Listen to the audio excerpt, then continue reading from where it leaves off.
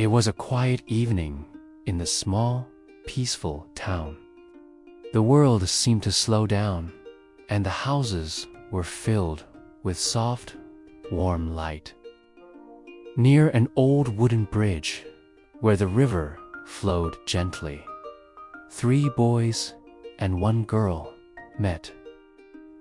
The air was cool and smelled of fresh earth and the coming night. They were the best of friends, a small group with a big bond. Every day after school, they would find new adventures together. Today, their meeting spot was the old bridge, a place of many stories. Above them, the moon was a soft, silver circle in the dark sky. It shone softly, its light dancing on the surface of the moving water below. One of the boys, named Leo, leaned closer to the others. He whispered, his voice low and full of mystery. "People say a ghost cries here at night." His words hung in the still air, creating a small shiver. The others laughed, but it was a nervous sound. Deep inside, they all felt a little thrill of fear, mixed with a big dose of curiosity. A ghost here. It sounded like a real adventure. They were not just friends. They were explorers. They wanted to see the truth for themselves. Was the story real? Or was it just a tale told to scare children? They decided they had to know. They held their flashlights tightly in their hands. The small beams of light cut through the growing darkness as they started to walk toward the bridge, their hearts full of courage and a little bit of fear. As they got closer to the river, the air became cool on their skin. A soft, white fog began to rise from the water, like a gentle breath from the earth. It swirled around their feet, making the world feel magical and strange. Then, one of them pointed. Something white moved far away between the dark shapes of the trees. It was hard to see clearly, just a flicker of white in the distance. Their hearts started to beat a little faster. Thump thump, thump thump. It was the sound of excitement and nervousness. "It's only the mist," said the tallest boy, Sam, trying to sound brave for his friends. But his voice trembled just a little bit, giving away his own fear. They stood still for a moment, listening to the quiet sounds of the night. And then they heard it. It was a soft sound, very faint at first. It sounded like a child crying, a sad and lonely sound that floated on the wind. It wasn't scary, but it was full of sorrow. The girl, named Mia, looked at her friends. Her eyes were kind and full of empathy. "Let's find out who needs help," she said softly. Her courage gave the others strength. Together, they crossed the old wooden bridge, their footsteps making soft sounds on the wood. They moved slowly, carefully, not wanting to make a loud noise. The wind whispered through the leaves of the tall trees around them, as if it was telling them a secret.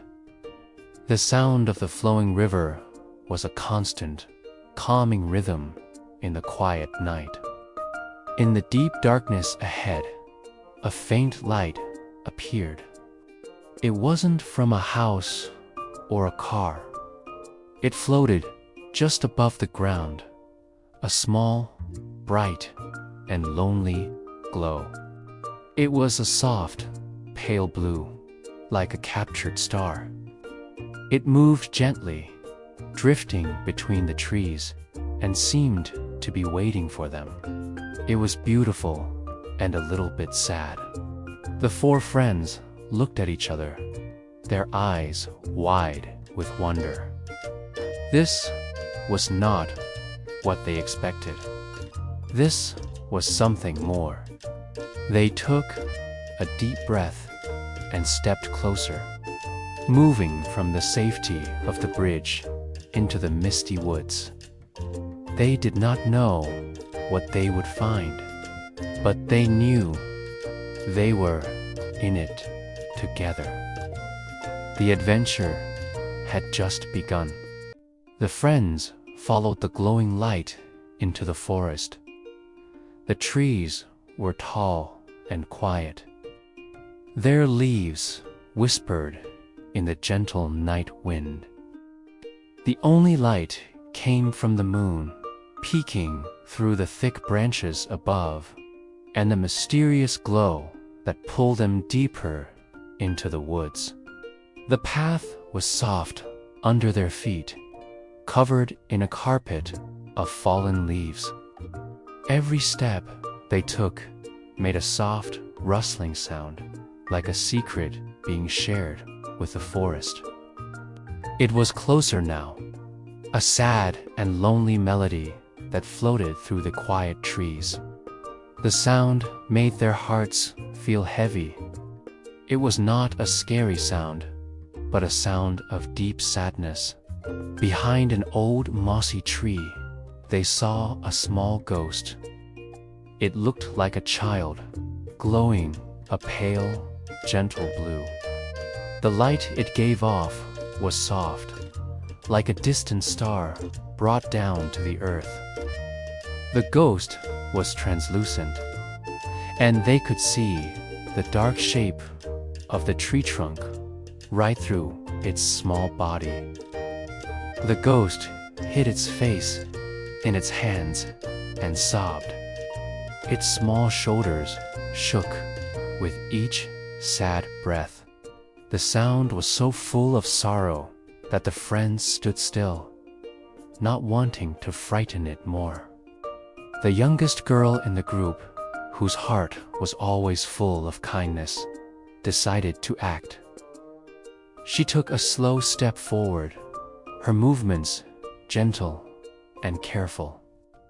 She did not want to be a sudden shadow in the ghost's lonely world. "Don't be afraid," she said kindly. Her voice was as soft as a whisper, carried on the cool night air. She held out her hand, not to touch, but as a sign of peace. "We are not here to hurt you." The other friends stayed back, watching quietly. They trusted her. They knew her heart was good and true. The forest seemed to hold its breath, waiting to see what would happen next. "We are your friends," she said again, her voice steady and warm. The words were simple, but they were filled with genuine care. She took another small step, closing the distance just a little.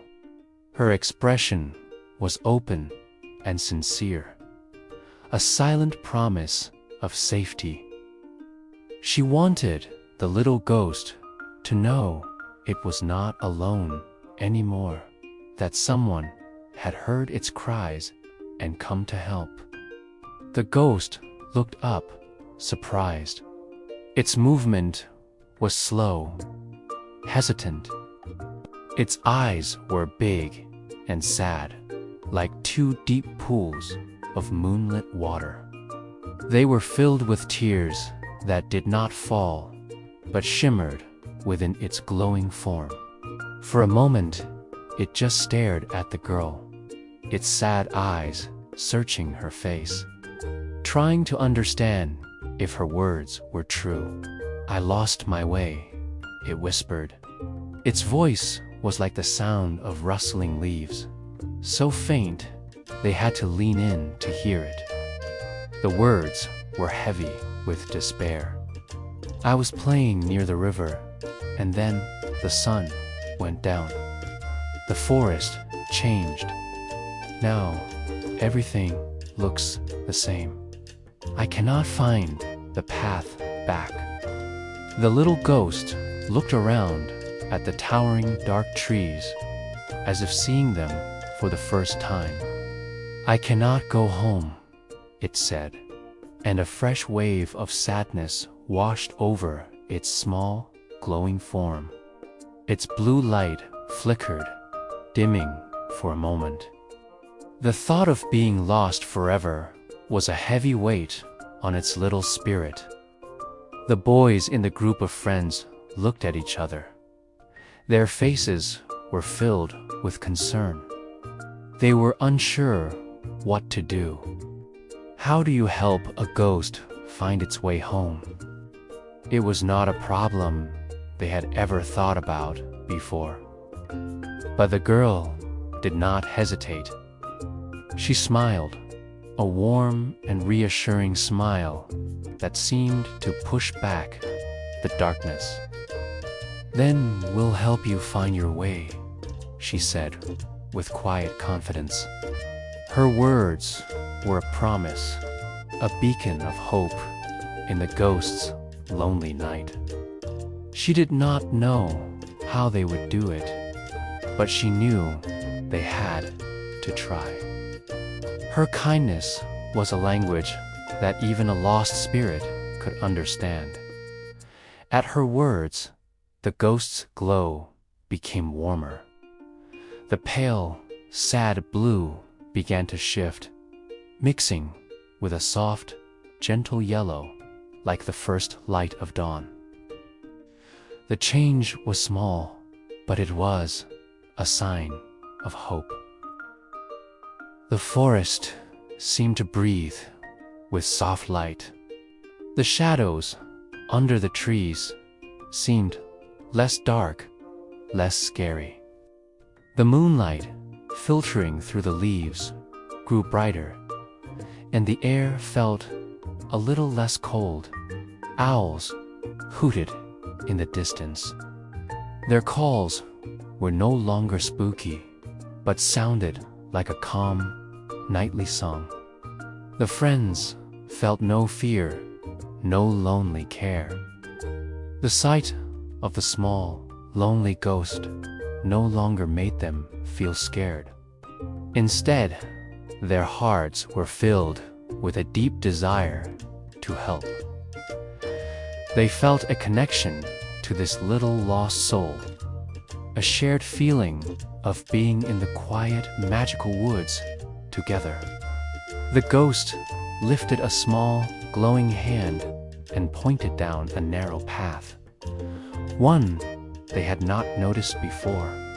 It was almost hidden between two large, ancient rocks. "Maybe my home is that way," it whispered, its voice a little stronger now.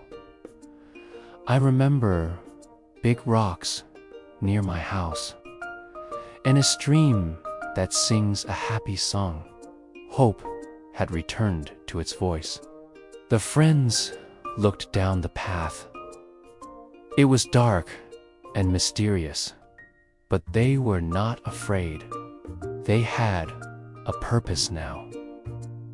They were on a mission to help their new friend.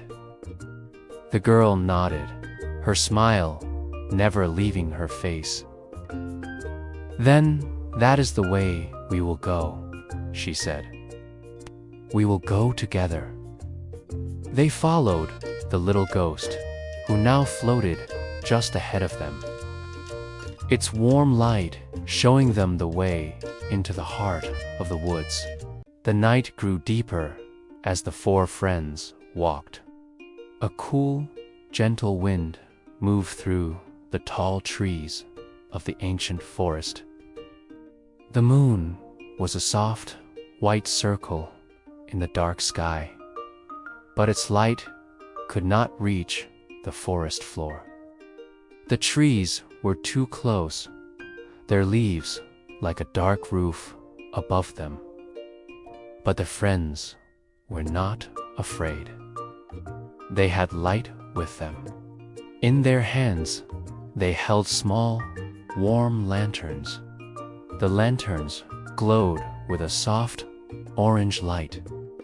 This light danced on their faces and on the path in front of them. It made the darkness feel less big and less empty.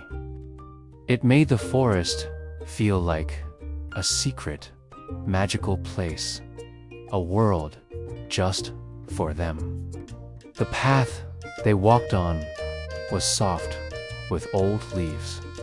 It was a path that many feet had walked before, but not for a very long time. It was full of mist and silence. The mist was like a soft, white blanket on the ground. It curled around the tree trunks and hid the path ahead. The silence was deep and peaceful. The only sounds were their soft footsteps on the leaves and the quiet whisper of the wind. They walked slowly, their hearts calm, and beside them, floating just above the misty ground, was a ghost. It was a small, gentle ghost, glowing with a pale, blue light. It did not make a sound. It just floated along, as quiet as a thought, its light a soft contrast to the warm orange of their lanterns. They walked for a long time, deeper and deeper into the quiet heart of the forest. The air grew cooler, and the scent of damp earth and old wood filled their senses. After a while, they came to a small clearing. The moonlight finally found a way through the leaves here, painting the ground in silvery patterns. In the center of the clearing, they found old stones.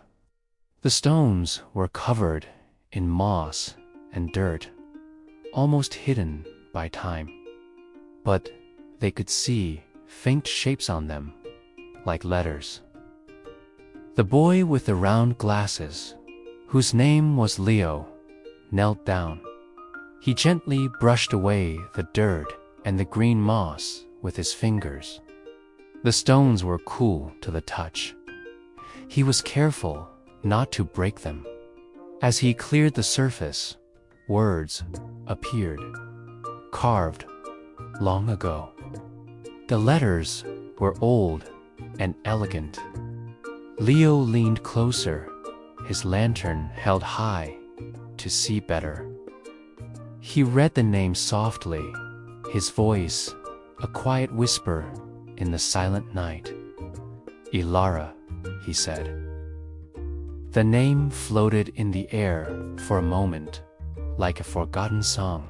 Soon as he said the name, the small ghost beside them stopped. It turned its glowing head, and its pale blue light flickered. It looked surprised, as if it had heard a sound from a dream it could not quite remember. The name was its name. It was Ilara. For a moment that felt like 100 years, everything was still. The wind held its breath, and the forest listened. I remember this place, the ghost, Ilara, said.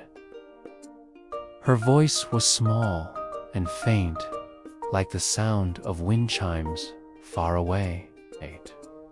It was the first time she had spoken all night. The friends looked at her, their hearts filled with a gentle sadness and wonder. "This is where I used to play," she whispered, looking around the moonlit clearing. Her light grew a little brighter, a little warmer.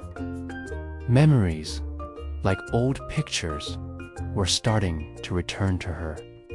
She floated towards the edge of the clearing, where the trees stood like silent guardians. The friends followed her, their lanterns casting long, soft shadows behind them. Near the edge of the clearing, a small stream flowed quietly. The water made a soft, trickling sound as it moved over smooth, gray stones. And there, half hidden in the wet grass, near the water, they saw a broken toy boat.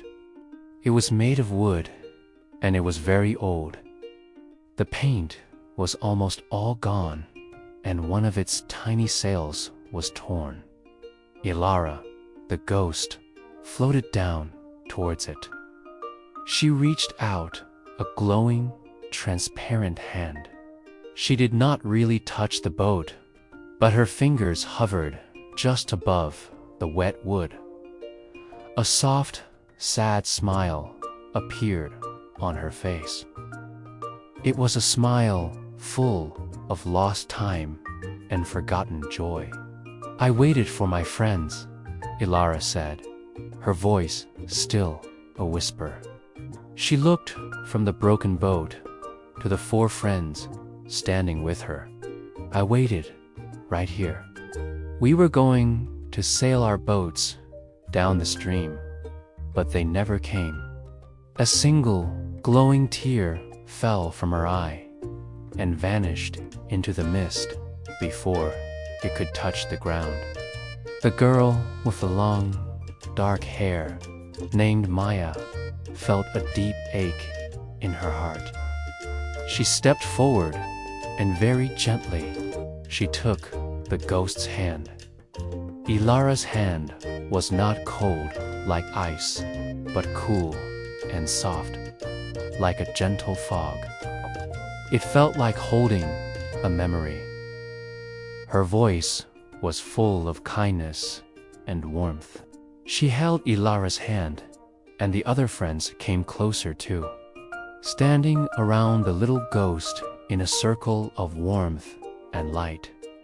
The wind moved gently through the trees, as if it was sighing. It rustled the leaves, and the sound was like a soft lullaby. The forest seemed to understand. It wrapped them all in a feeling of peace and comfort. They were no longer just 4 friends and a ghost. They were a small family, sharing a moment of quiet connection under the moon. As if in answer to Maya's words, something magical began to happen.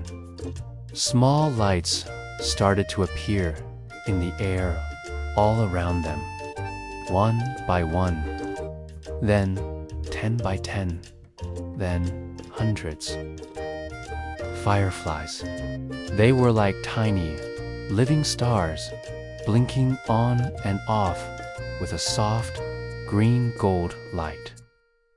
They danced in the mist, circling the friends and the ghost. They floated up towards the moon and down towards the stream.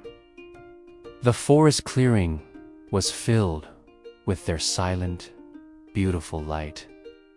And as the fireflies danced, the ghost's own light, the pale blue glow of Ilara, grew brighter and calmer. The sadness in her light seemed to fade, replaced by a soft, peaceful glow. She was not so lonely anymore. They stayed there for a while, surrounded by the magic of the fireflies. Then Ilara looked up the hill that rose from the clearing. There were more carved stones leading up the gentle slope, like steps in the grass. "I think," she said, her voice a little stronger now, "I think I am almost home." She let go of Maya's hand and began to float slowly up the hill. The friends followed her, their lanterns lighting the way. They followed the carvings up the hill, one stone after another, each one a piece of a forgotten story. At the very top of the hill stood a single large tree. Its branches reached up towards the moon, and its leaves rustled in the night air. It was a beautiful, peaceful place. Under the tree, the light was soft and silvery. The world below seemed far away. Ilara stopped and turned to them. Her light was now a calm, steady blue, and her face was full of peace. "Thank you," she whispered. The wind carried her words to them. She was home. The morning light began to touch the sky. A soft, pale color painted the dark canvas of the night. The four friends and the gentle ghost reached the top of the green hill. It was the end of their long walk together through the quiet, sleeping forest. It was old, and its branches reached out like welcoming arms. The tree was shining, wrapped in a beautiful golden mist. The first light of the new day made the mist glow. Little birds in the tree's branches started to sing their morning songs. Their happy music filled the air. The ghost, which was once sad and gray, now looked different. It turned to the four friends. Its misty form was bright and warm. A soft, kind smile appeared on its face. The ghost's voice was like a gentle whisper on the wind. "Thank you," it said. "Thank you for walking with me." The ghost looked at each of them, its eyes full of a new light. "I was lonely for so long," it continued, its voice soft and full of feeling. "My heart was cold and empty. But now, because of you, my heart is warm." The children smiled back at the glowing spirit. Their own eyes were full of light, reflecting the ghost's peaceful glow. The tallest boy, whose name was Leo, stepped a little closer. He looked at the ghost with great respect and friendship. "We will never forget you," he said, his voice clear and true. As he spoke these words, the ghost's glow became brighter than ever before. It was not a scary light, but a beautiful, comforting light, like 1,000 fireflies, all shining at once. The ghost began to float slowly. It moved away from the ground and toward the sunrise. The colors in the sky were now pink, orange, and gold. The girl with the long dark hair, named Mia, whispered her farewell. "Goodbye, our friend," she said, her voice filled with a happy sadness. As the ghost rose higher, its voice echoed gently through the morning air. It was a sound of pure peace and happiness. "I'm free now," the voice said. The light that was the ghost rose into the morning sky. It became a bright star for a moment. Then it faded into the beautiful colors of the dawn, becoming one with the light. The four friends stood quietly on the hilltop. They watched the spot where the ghost had disappeared. They did not feel sad. They felt a deep sense of peace in their hearts. The youngest girl, Lily, with her big, curious eyes, spoke softly. "Maybe ghosts just need friends too," she said. They all agreed. They promised each other that they would return to this hill every year. On the same night, they would climb to the top and light a lantern under the big old tree. It would be a way to remember their friend and the special night they shared. A calm narrator's voice spoke, full of warmth and wisdom. "If kindness guides your heart, every lost soul will find its way home." The screen slowly faded to black, and a final, soft whisper was heard. Subscribe for more English stories that touch your heart.